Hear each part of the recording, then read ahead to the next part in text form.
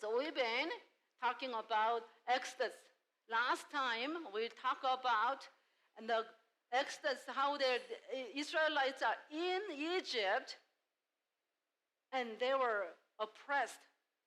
But they went to the 70 people went down there, but by the time the new king, the last new king, and was in the reign, how many people were the Israelites were grown? Anyone remember? More than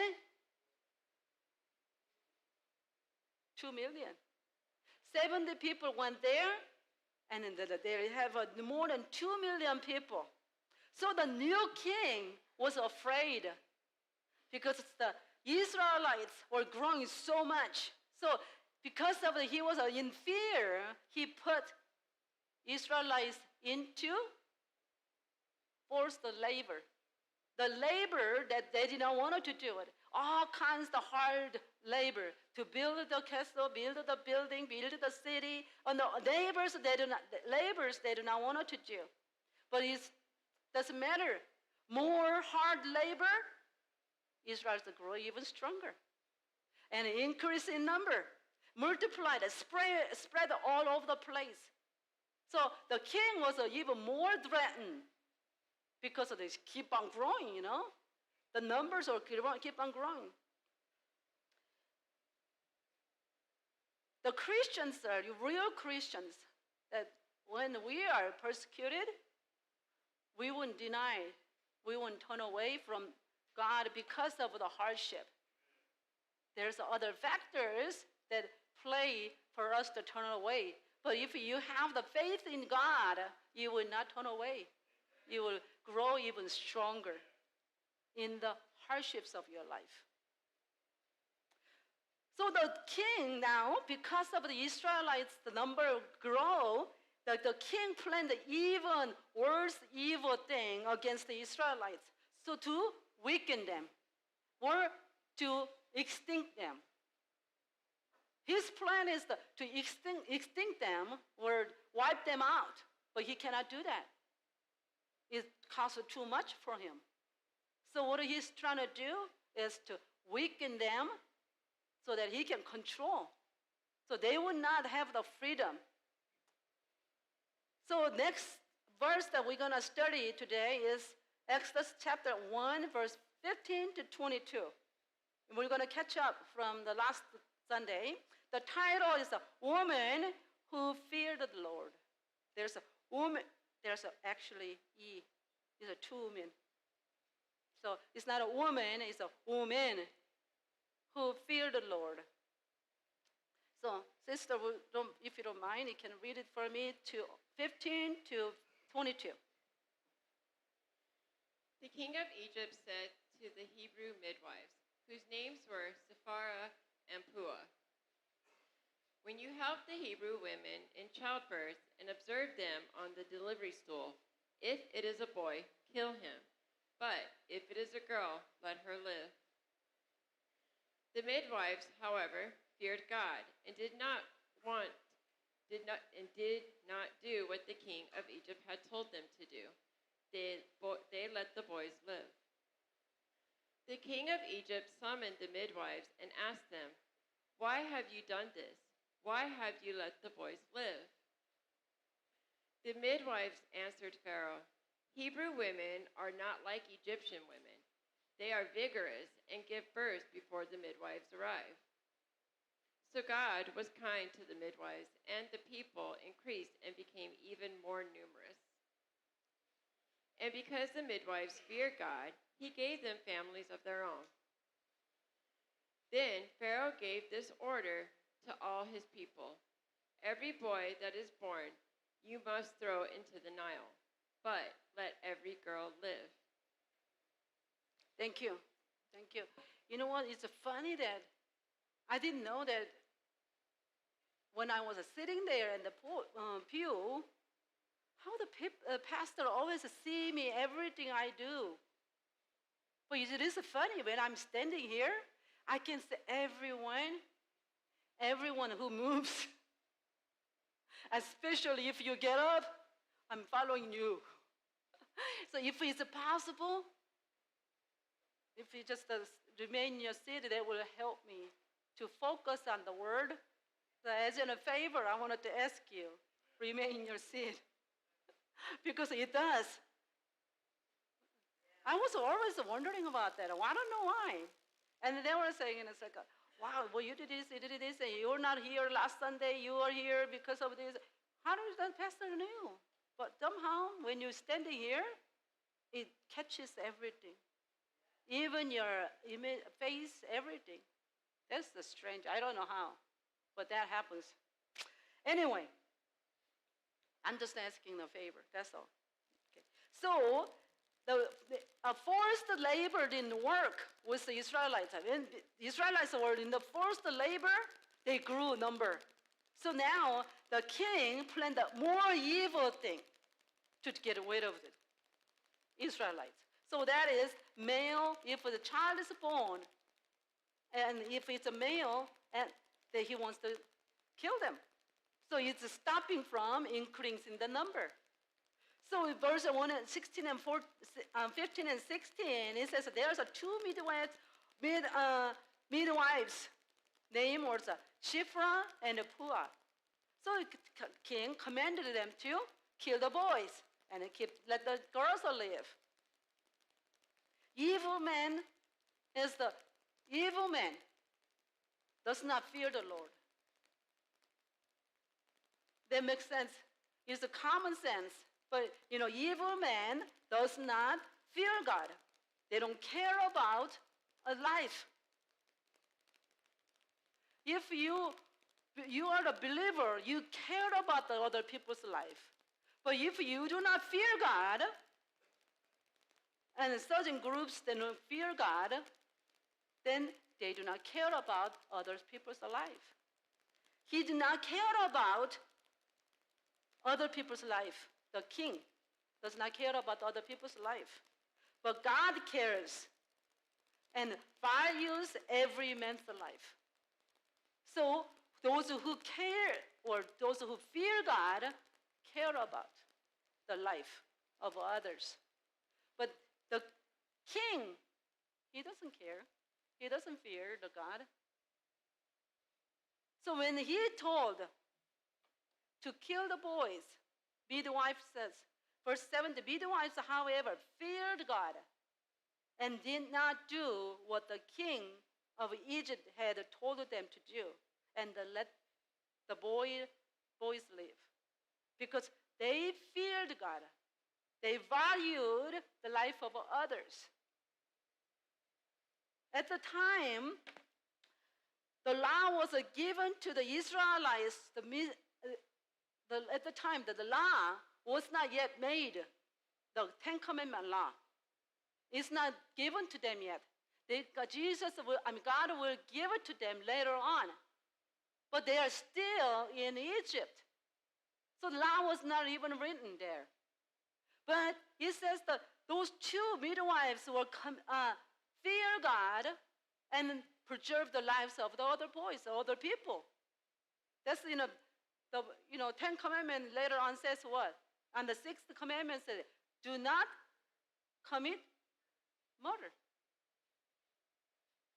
But because those midwives feared God, they care about other people's life, and they valued them. Who is the king of Egypt? He's like God. If a midwife got caught letting the boys live, they will be put to death. Because they fear God more than what the king ordered, and let the boys live. There's no chance, right? They were put to death. But because of they fear God more than the king's order, they let the boys live. What that tells us, on the other hand, if midwives listen to the king's order and kill the boy, then maybe their life be easier for them. under the king's order, they followed them and killed the Israelites' boy. That their life could be easier. Their life could be more prosperous than at the time of their life right then. Maybe it'll be better for life for themselves. They don't have to work a hard labor. Life would have been easier, maybe a little bit more prosperous, more privilege for them to do. But midwives didn't want that. They disobeyed the king's order. What would you do if you are in a situation like that? If you have to choose fear God and lay your life down, or to follow the world for your advantages? That is something about we all should think about it.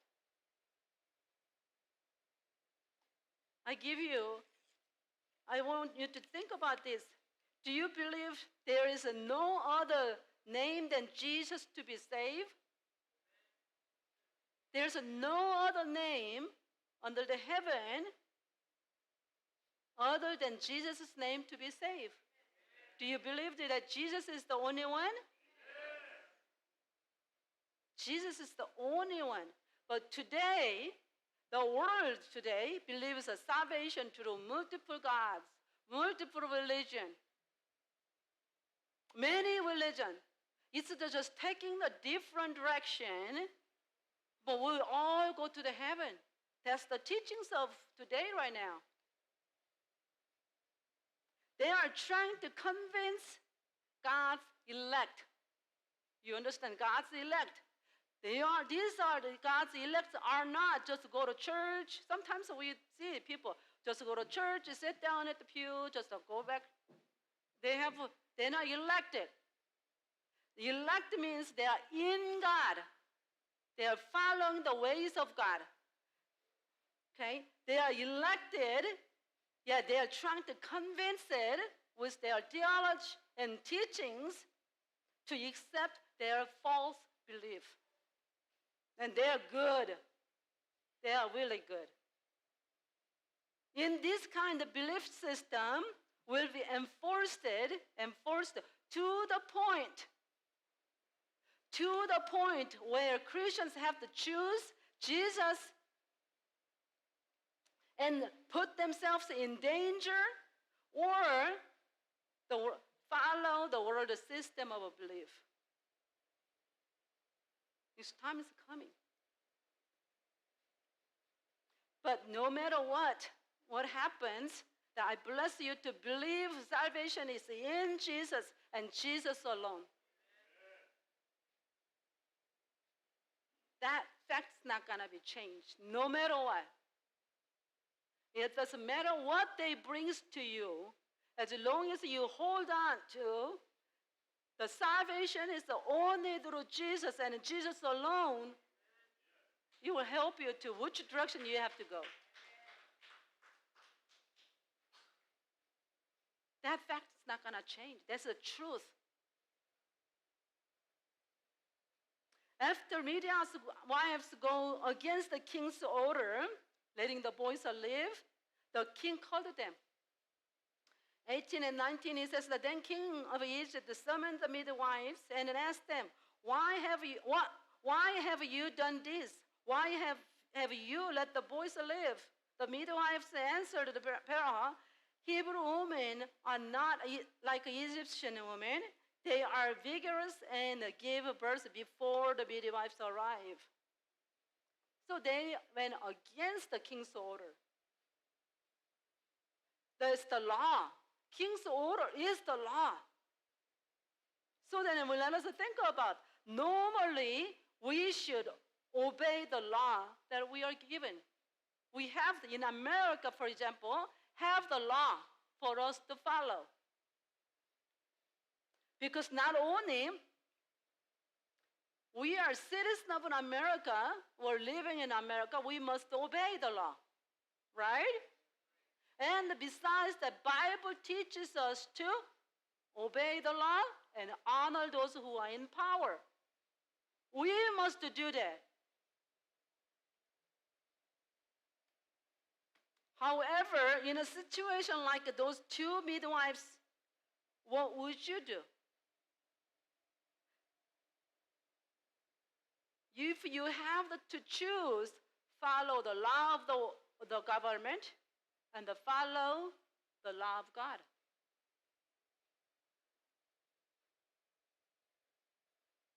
In case of those two midwives, they decide to follow God's law even in danger of their life. It was probably easy for them to lie if they do not fear of God. Okay, kill the baby. Who knows? Only God knows. But because they fear God, they decide to let the boys live.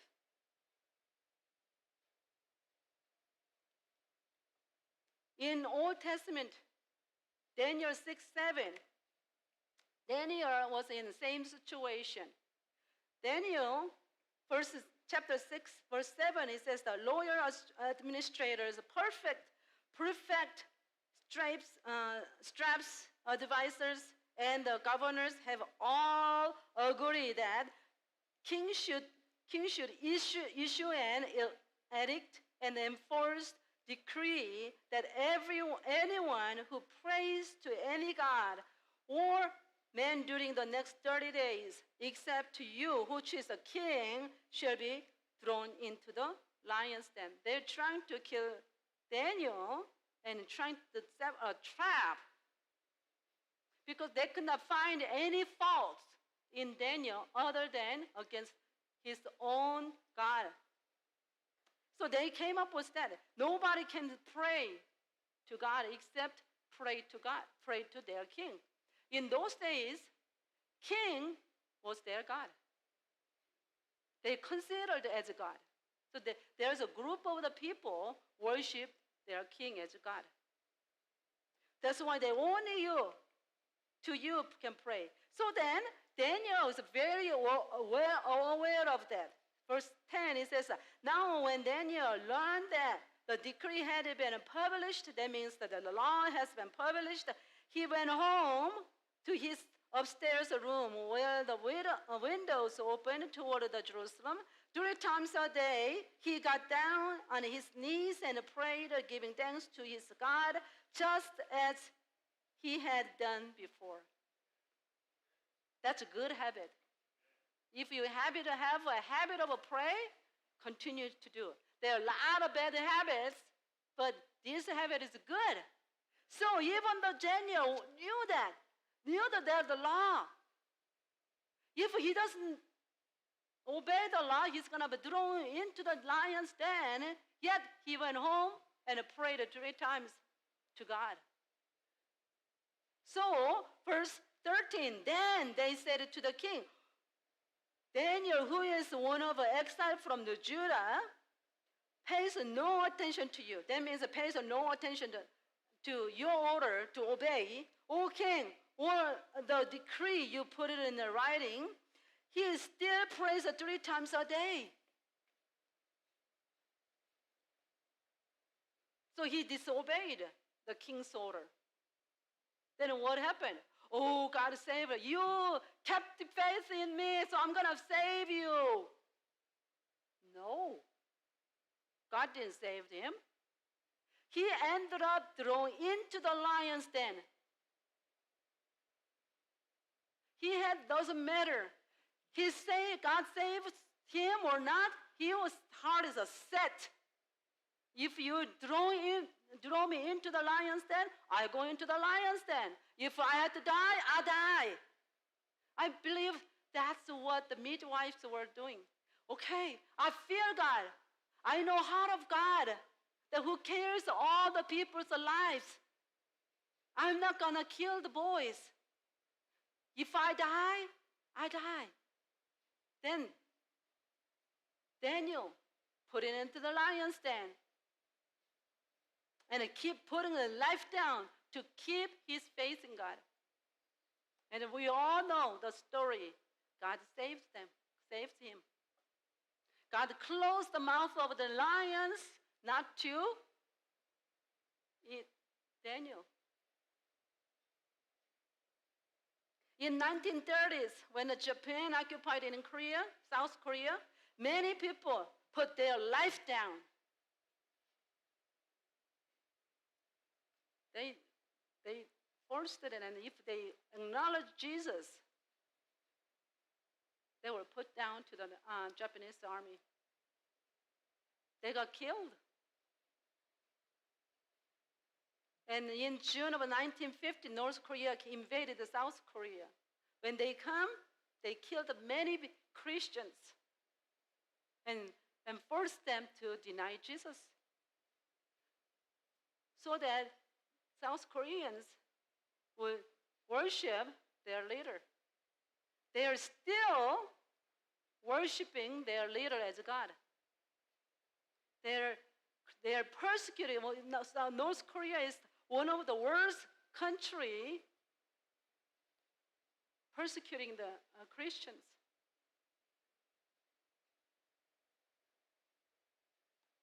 They want their leaders to be worshipped.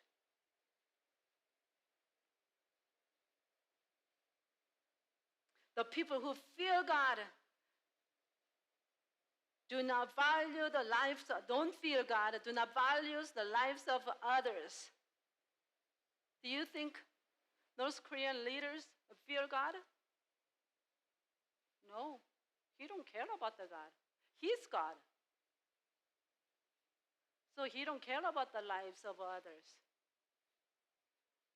He treats the lives of others for his own good.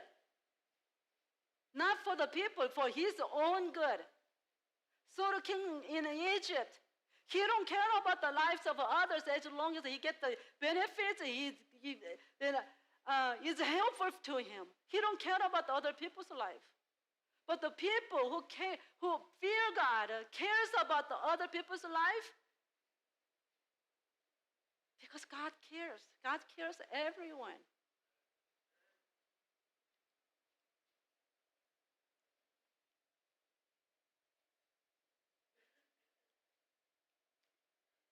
But the midwives feared God and valued the lives of the boys. So God blessed them. Verse 20 to 21 says, so God was kind to the midwives, and the people increased and became even more numerous. And because of midwives fear God, he gave them the family of their own. Then Pharaoh gave this order to all his people. Every boy that is born, you must throw into the Nile, but let every girl live. So, blessing, number one, it says that because of two midwives, the Israelites increased and become more numerous. In those times, the number of people is an asset. It's the power. It's the prosperity. There's the manpower there. They can fight the enemy if they have a more number of people. Increasing in number is a sign that God was with them and blessing them. Not to mention in New Testament it's different, okay? Because in the whole world is fulfilled and there's many people, already too many people. So blessing is different. But in Old Testament times, having a large family, having a lot of money, possession is a sign of a blessing and God is with them. So because of the midwives, the whole nation was blessed. Number two, God was very pleased with the midwives for what they did. So he blessed them and gave them their own family of their own. I mentioned it, you know what that means. Having the family of their own means this. Have a big family means what? Blessing, prosperity, power. Within their family. Number two, blessing for the midwives is this. Their names, Shipra and Puah, are written in the Bible. Those days, women are not even counted, but their names in the book. That is the great thing. Their names in the book means their names written in the kingdom of heaven.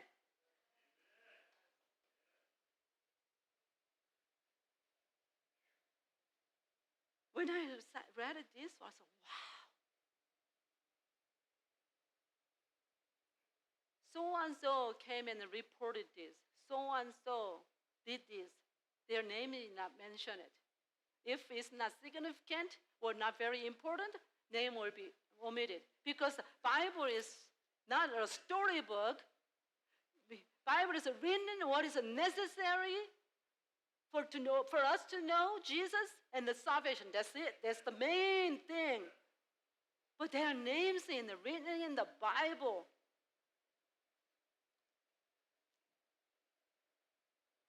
And then they are counted, their names in there, and not only God blessed them with their family of their own, they will be remembered.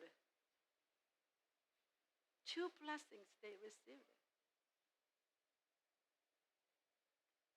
Evil. The king will do whatever the evil continuously. We will know he will do evil things, more evil things, continuously, as we study in Exodus.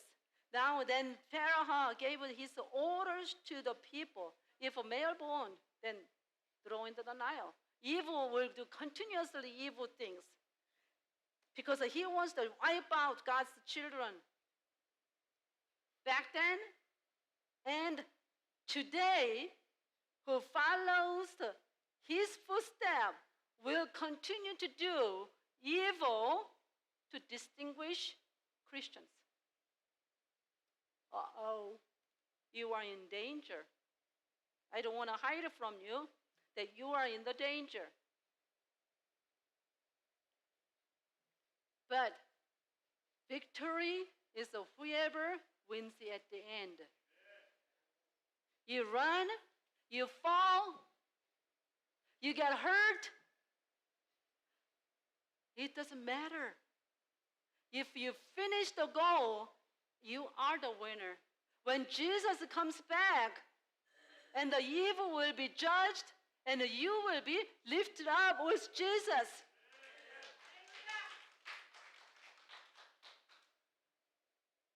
For us, important for us to remember now. It doesn't matter where or what you do.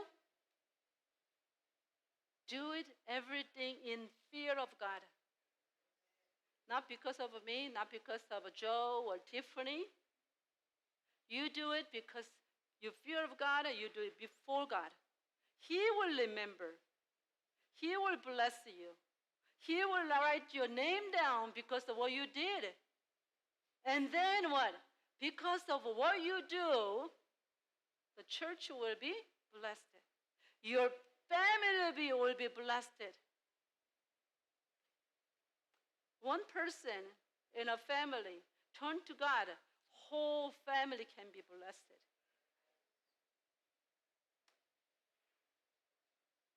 And then God will be saving others through you and bless you because He's honor through you.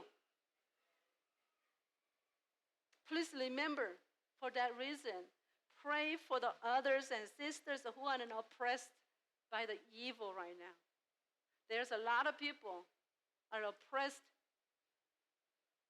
and missionaries and the leaders of the church. Everyone needs to pray for them. because the evil will oppressing the leaders, oppressing those who follow God's way and fear God. And when we pray, God is working. And we will see how God will move. God will move Israelites out of the Egypt into the wilderness to the promised land. That's why we wanted to study the Exodus. I spent the last 3 weeks to finish 40 chapters of an Exodus. And I truly believe, and it touched my heart. It touched my heart so much. And I wanted to share with you because we are living in a church life. They're going to come out of the Egypt and then go into the wilderness. I mentioned at the last Sunday, that going into the wilderness, that trip is the church life. So we will learn a lot of things. And we learn, and through what we do, God will be honored. Amen? Let us